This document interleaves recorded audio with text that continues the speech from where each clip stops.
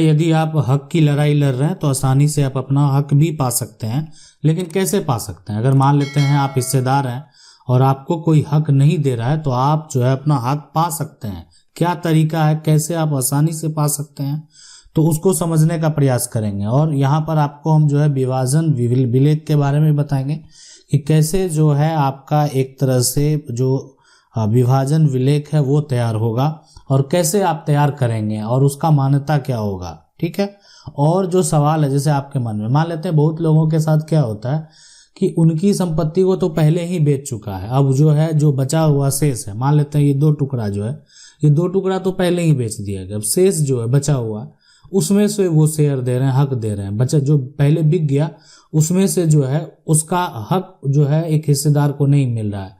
अब 2 भाई है, 3 भाई है, 4 भाई हो सकता है, तो चारों जो भाई हैं उसमें से अगर एक के द्वारा जो संपत्ति है, जो गार्जियन समान होंगे वो पहले बेच चुके हैं, तो दूसरा भाई, अब एक भाई के द्वारा बेचा गया तो कोई भी हिस्सेदार अपनी संपत्ति बेचेगा तो ठीक है, उसका अपना हिस्सा वो बेचेगा। लेकिन वो जॉइंट से वो प्रॉपर्टी को बेच दिया तो क्या एक हिस्सेदार को कानूनी तौर पे हिस्सा प्राप्त होगा या नहीं होगा? कैसे?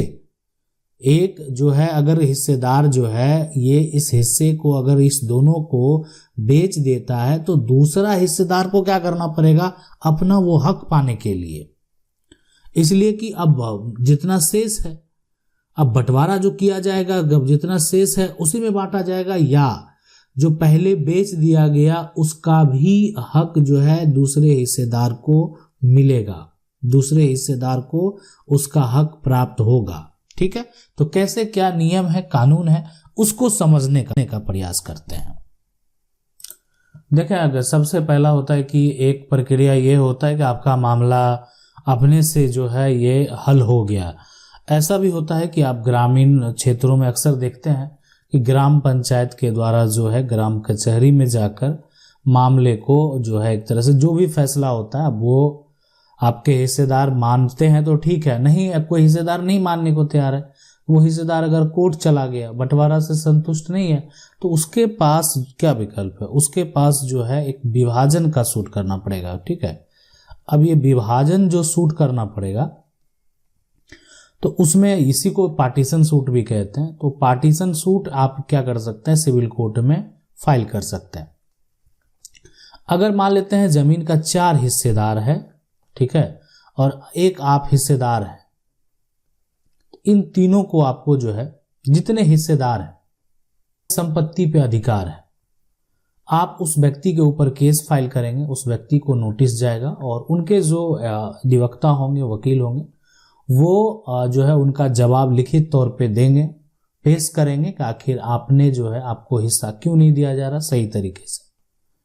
वो अपना भी पक्ष रखने का पूरा प्रयास करेंगे, लेकिन आपको भी अपना पक्ष रखना है। और पक्ष यहाँ पर सीधी सी बात है कि आप जो पूरी संपत्ति है, अगर आपने अपने हिस्से की संपत्ति को नहीं बेचा है तो आप पूरी संपत्ति पे आप अपना हक प्राप्त करना चाहते हैं, वो संपत्ति जो भी हो।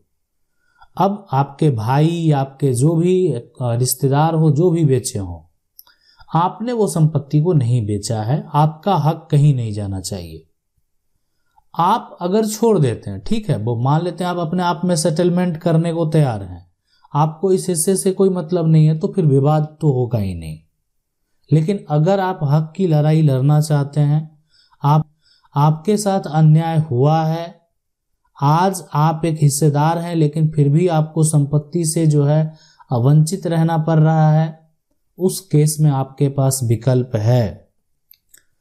अब है कि सीधी बात यह है कि अगर आप कोर्ट जाते हैं तो क्या इस केस में आपको बहुत ज़्यादा खर्च लगेगा? तो यहाँ पर भी जो पार्टीशन सूट है, यहाँ पर जो है आपका कोर्ट फीस जो है वो काफ़ी अधिकतर जो है देखा जाए तो कम होता है, इसलिए कि वैल्यूएशन एक्ट 1958 के तहत जो है लगभग इस सूट का आप समझ सकते हैं कि जो एक कीमत है वो कोर्ट फी 500 से आपका अधिक नहीं होगा। यह थोड़ा जो है हर राज्य में अलग अलग है, तो आप अप्रोक्स आप ले लें कि एक एवरेज में कि आपका ये कोर्ट फी जो है आपको देना पड़ेगा। उसके बाद जैसे आपके जो भी अधिवक्ता होंगे, जो आपके वकील होंगे, उनका जो चार्ज होगा वो तो आपको देना पड़ेगा। वो डिपेंड करता है कि आप जो है जो वकील रखेंगे उनके चार्ज के बारे में पहले डिस्कस कर सकते हैं।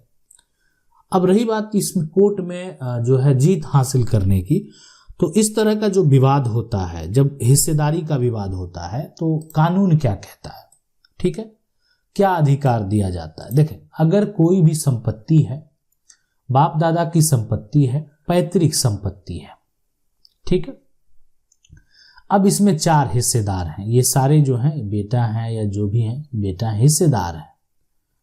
अब इसमें से एक जो है, एक के द्वारा, मान लेते हैं इस बेटे के द्वारा ये दोनों टुकड़ा को बेच दिया गया, ठीक है।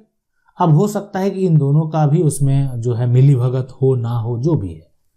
अब ये जो बेटा है वो ये हिस्सेदार है, लेकिन अब इसको जो है इसका हक प्राप्त नहीं हो रहा, मतलब बाकी शेष जमीन में शेयर दिया जा रहा है, इसको 4 टुकड़े में बांटा जा रहा है, ये सभी जमीन को 4 टुकड़े में बांटा जा रहा है, लेकिन इसको तो अब बेच दिया गया है। तो इसके एवज में, ठीक है, आप इनका हिस्सा जितना भी होगा, ये इनका हिस्सा है, तो ये शेयर मान लेते हैं यहां पर इस व्यक्ति का हिस्सेदार है, जो हिस्सेदार है, तो ये तो कहीं एक दूसरा प्लॉट देकर मैनेज तो करना होगा। अगर वो नहीं कर रहे हैं तो अगर आप विभाजन सूट फाइल करेंगे तो वहां पर जो व्यक्ति के द्वारा इस जमीन का रजिस्ट्री किया गया होगा, जो व्यक्ति ये जमीन को बेचा होगा, वो व्यक्ति, मान लेते हैं कोई जो बेच दिया, ठीक है, वो व्यक्ति का वो हिस्सा जाएगा, कानून यही कहता है। और बाकी यानी जो हिस्सेदार हैं, तो हिस्सेदार को बाकी जो शेष प्रॉपर्टी है, अब एक ये भी हो सकता है कि अगर हिस्सेदार चाहेगा हम इसी जमीन में हिस्सा लें, वो भी पॉसिबल है, यानी स्पेसिफिक रिलीफ एक्ट में ऐसा प्रावधान है कि रजिस्ट्री को पार्ट बाय पार्ट में भी कैंसिल किया जा सकता है। यानी जो रजिस्ट्री है उसमें जितना जमीन है, अब उसमें एक हिस्सेदार का जितना शेयर होगा तो उतना शेयर जो है कैंसिल कर दिया जाएगा, मतलब उस डीड पे जितना संपत्ति मेंशन है वो कम हो जाएगा। उसका एक आदेश जारी होगा और वो आदेश रजिस्ट्रार को भेजा जाएगा, ताकि जो सरकार का जहां पर निबंधन कार्यालय का सारा इंफॉर्मेशन दर्ज रहता है वहां ये बात मेंशन कर दिया जाए कि इस जमीन का जो है इतना परसेंटेज शेयर है ना, अब 25% जो शेयर है वो कैंसिल कर दिया गया, तो वो कैंसिल हो जाएगा और हिस्सेदार जो है अपना हक वो प्राप्त कर सकता है।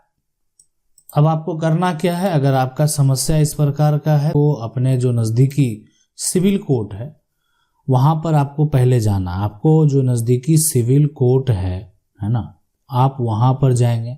उसके बाद क्या करना है, आपको वहाँ जो है किसी वकील से, जो आप जिस वकील को आप जानते हैं, आपको पता होगा या किसी से सुने होंगे, उनसे मिल लेना है।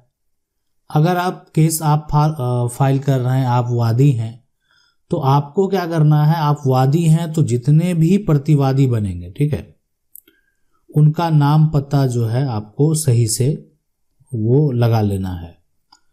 जमीन का सही जानकारी भी होना चाहिए, मतलब उसका कागजात जो है उसका नकल आपके पास होना चाहिए कि आपको कौन कौन सा जमीन आपके पास पूर्वज का है, किस जमीन में आपको हिस्सा प्राप्त हुआ है और किस में नहीं हुआ है, ताकि अगर उसका सही जानकारी नहीं रहेगा तो फिर उसके खिलाफ जो है जिस प्रकार सारे प्रॉपर्टी को मेंशन वो केस में सही ढंग से हो सके। तो ये बात जो है स्पष्ट होना बेहद जरूरी है कि आपको कौन कौन सा जो है हक प्राप्त हुआ और कौन सा हक में आपको जो है वंचित कर दिया गया, उसमें आपको हक मिलना चाहिए। तो उसका कागजात जो है होना बेहद जरूरी है। अब उसके अलावा जब प्रक्रिया आगे बढ़ता है, दोनों पक्ष के जब केस को एक्सेप्ट कर लिया जाता है, तो उसके बाद जो है आपको अपना गवाह का जो है वो सूची भी देना पड़ेगा कि आपके पक्ष के कुछ ऐसे लोग होंगे जो उस बात को स्पष्ट करके रखे। देखें, दस्तावेज भी ये कहता है, लेकिन गवाह का भी एक अहम भूमिका है। अगर मान लेते हैं आपके पक्ष के लोग, आप कहेंगे कि इसमें गवाही की क्या जरूरत है। बहुत लोग ऐसा सोचते होंगे कि इस जमीन में सीधी सी बात है, एक हिस्सेदार जो है वो जमीन बेच दिया और जब वो बेच दिया तो अपना हिस्सा बेचा है और इसमें कोई व्यक्ति एक अकेला लड़ाई लड़ रहा है। तो आप कहेंगे कि इसमें गवाही की क्या जरूरत है, इसमें तो साफ साफ स्पष्ट दिखता है। देखिए, गवाही एक प्रक्रिया है और साथ में यहाँ पर ये अगर जो दूसरा पक्ष है वो ये स्पष्ट कर रहा है कि ये उन्हीं जो हिस्सेदार है उनके भाई, उनके माता पिता के इलाज में ये संपत्ति जो है बेचा गया। ठीक है, इलाज में बेचा गया और सबकी सहमति से बेचा गया था और ये हिस्सेदार जो है उसको उस पर सिग्नेचर बाद में मुकर गया, नहीं किया। तो बहुत तरह की बात है, दलील है और लोग इस तरह से पक्ष रखते हैं। इसलिए मैं आपको बता रहा हूं कि गवाही की बेहद जरूरी है ताकि आपके आसपास के लोग आपके पक्ष जो है वो रखें। अगर आप लड़ाई लड़ रहे हैं तो आपके जो परिचित लोग हैं वो आपका पक्ष रखें, जाके कोर्ट में गवाही दें। आशा करते हैं वीडियो अच्छा लगा होगा। वीडियो को लाइक जरूर करें, चैनल को पहली बार देख रहे हैं सब्सक्राइब करके जो बेल आइकन है उसको जरूर दबा लें। मिलते हैं अगले वीडियो में, तब तक के लिए जय हिंद।